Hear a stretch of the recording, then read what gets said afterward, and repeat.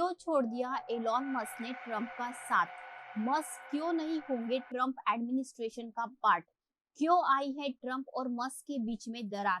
जानेंगे इसके पीछे की वजह।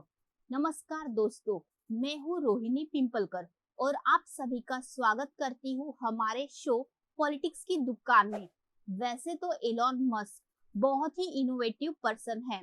रॉकेट हो या सैटेलाइट, इलेक्ट्रिक कार्स लेकर चैट जीपीटी या फिर हो ट्विटर को एक्स बनाने तक का सफर, सभी को इन्होंने टॉप पोजीशन पहुंचा दिया है और अभी सभी क्षेत्रों में राज कर रहे हैं। और अब इनका नेक्स्ट मिशन था पॉलिटिक्स के क्षेत्र में आकर पूरी दुनिया को कंट्रोल करने का। और इन्होंने शुरुआत की 2022 से ट्विटर को $44 बिलियन में खरीदकर। डोनाल्ड ट्रंप, जो कि अमेरिका के एक बार राष्ट्रपति रह चुके थे, उन्हें ट्विटर ने ब्लॉक किया था और मस्क ने इसी वजह से ट्विटर को खरीदकर ट्रंप की वापसी की थी ट्विटर पर और बड़े ही धूमधाम से पॉलिटिकल कैंपेन भी चलाया और सभी से कहा अब की बार ट्रंप सरकार। अमेरिकन जनता ने भी ट्रंप को कमला हैरिस से ज्यादा वोट देकर दूसरी बार अमेरिका का राष्ट्रपति बना दिया। अमेरिकन कॉन्स्टिट्यूशन के अनुसार एक व्यक्ति सिर्फ 2 ही बार राष्ट्रपति बन सकता है और इसी वजह से डोनाल्ड ट्रंप का ये लास्ट टर्म है। ट्रंप आखिरी बार राष्ट्रपति बने और उन पर जिम्मेदारी थी मस्क को पॉलिटिक्स में लाने की, तो ट्रंप भी कहाँ पीछे रहे।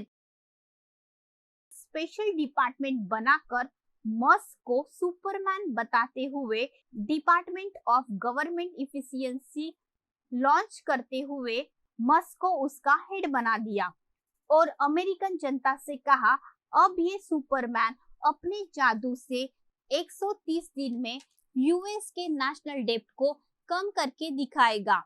इधर मस्क भी बड़े जोश से लग गए थे अपने काम पर और सबसे पहले इन्होंने डेटा खंगालना स्टार्ट किया यूएस नेशनल डेब्ट का। वो था $36 ट्रिलियन से भी ज्यादा और हर साल बढ़ रहा था। और अब इन्होंने गवर्नमेंट के एक्सपेंस को भी चेक किया तो इन्हें पता चला ट्रंप सरकार का 60% पैसा तो गवर्नमेंट को चलाने के लिए ही खर्च हो जाता है और इसे कम करना भी पॉसिबल नहीं है क्योंकि ये एक इसेंशियल एक्सपेंस है जो कि सरकार चलाने के लिए आवश्यक होता है। और बाकी बचा 40% जो कि नॉन इसेंशियल एक्सपेंस है। ये भी जरूरी है क्योंकि दुनिया भर में अमेरिका की वर्ल्ड लीडर की इमेज को बनाए रखने के लिए। इस बार मस्क ने इनकम और एक्सपेंस को भी कंपेयर किया तो देखा अमेरिका का इनकम से ज्यादा 22% एक्स्ट्रा खर्च हो रहा है। नेशनल डेब्ट को कम करने के लिए मस्क ने लगाया दिमाग और जिस तरीके से ट्विटर के एम्प्लॉय को काम से निकाल कर भी उसे प्रॉफिट में वो चला रहे हैं, वैसे ही सिलिकॉन वैली से एम्प्लॉय को इन्होंने फायर किया था। ठीक वैसे ही मस्क ने गवर्नमेंट एम्प्लॉयज को भी काम से निकालना स्टार्ट कर दिया। किसी को अर्ली रिटायरमेंट दिया तो किसी को फोर्सफुली रिटायरमेंट का नोटिस चिपका दिया। इससे भी बात नहीं बनी तो गवर्नमेंट के अदर डिपार्टमेंट में भी इंटरफियर करने लगे थे मस्क और अब लोग इनसे काफी परेशान होने लगे तो लोगों ने भी टारगेट बनाना शुरू किया मस्क की टेस्ला को और सरेआम सड़कों पर जलाने लगे टेस्ला को और इसी वजह से टेस्ला के शेयर भी तेजी से गिरने लगे। तो दूसरी तरफ ट्रंप भी चले थे अमेरिका को फिर से मैन्युफैक्चरिंग हब बनाने के लिए और अनाउंसमेंट कर दिया रेसिप्रोकल टैरिफ को। लेकिन ट्रंप को खुद को भी नहीं पता था कि किस देश पर कितना टैरिफ लगाना है। अमेरिका में इंटरनेशनल इमरजेंसी इकोनॉमिक एक्ट 1977 के तहत बिना कांग्रेस को पूछे ही मनमाने तरीके से अलग अलग परसेंटेज में टैक्स लगाने लगे अलग अलग देशों पर और इसी बीच सभी देशों के ऊपर इन्होंने 90%, 64%, 39% का टैक्स लगाना शुरू कर दिया। ट्रंप का चाइना से तो कुछ खास ये लगाव है और इसी वजह से उन्होंने फाइनली चाइना पर 245% का टैरिफ लगा दिया। बेचारे ट्रंप भूल गए थे मस्क की टेस्ला कार का 80% प्रोडक्शन एंड सेलिंग चाइना में ही होता है। इधर मस्क भी परेशान, तो दूसरी तरफ ट्रम्प चल दिए मिडिल ईस्ट में डाटा सेंटर बनाने के लिए कि ये डील सऊदी अरेबिया, कतर और यूएई में एआई सेंटर को प्रमोट करने वाली थी और साथ ले गए Donald Trump open AI, SoftBank और ओरेकल को।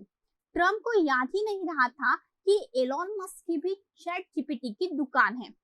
अब ट्रम्प ने टीम कुक से भी ये कहा, आईफोन बनाना है तो बनाओ अमेरिका में ही, मेड इन अमेरिका को जो प्रमोट करना है तुम्हें। तभी मस्क के दिमाग में आया, ट्रम्प के मेड इन अमेरिका के चक्कर में रहा तो मेरी टेस्ला तो चाइना के बिना बनने से रही। इसी दौरान एक और कांड हो गया। American newspaper the New York times में एक फेक न्यूज छपी जिसमें बताया गया कि डोनाल्ड ट्रम्प मस्क को बताने वाले हैं पेंटागन में चाइना अमेरिका पर कब हमला करने वाला है। बेचारे मस्क न्यूज़पेपर को कोर्ट ले गए और वहां के 2 कर्मचारी को काम से निकाला गया। ट्रम्प ने भी इस फेक न्यूज की निंदा की, लेकिन अभी ट्रम्प का आग में घी डालना जारी था और इस बार ट्रम्प ने सारी हदों को पार करते हुए बिग ब्यूटीफुल बिल को American lower house of representative में एक वोट से पास कर दिया और अपर हाउस सीनेट में भेज दिया। बिग ब्यूटीफुल बिल अमेरिकन डेब्ट को और बढ़ाएगा क्योंकि ट्रम्प इससे मेक्सिको से लगी बॉर्डर पर लंबी दीवार बनाने वाले हैं। क्योंकि इलीगल माइग्रेशन को रोकना यह एक सबसे बड़ी चुनौती है अमेरिका के लिए। अमेरिका में सबसे ज्यादा इलीगल माइग्रेशन डोंकी रूट से ही होते हुए मेक्सिको से ही आता है। अमेरिका में टैक्स कम करना और डिफेंस बिल को बढ़ाना, ये सब कुछ इस बिग ब्यूटीफुल का ही पार्ट है। मस्क करे भी तो क्या करे, उन्हें अपॉइंट किया था खर्च कम करने के लिए और ट्रम्प नए नए तरीके खोज रहे थे खर्च को बढ़ाने के लिए। मस्क ने भी जल्दी जल्दी काम निपटाया और 130 दिन के पहले ही काम खत्म करके ट्रम्प को फाइनली बाय बाय बोल दिया, ये कहते हुए I think I have done enough. हम नेक्स्ट वीडियो में देखेंगे कि अब क्या करते हैं डोनाल्ड ट्रम्प, कौन देगा ट्रम्प का साथ बिग ब्यूटीफुल बिल में। Please like, share and subscribe our YouTube channel Pimpalkar academy. धन्यवाद। जय हिंद।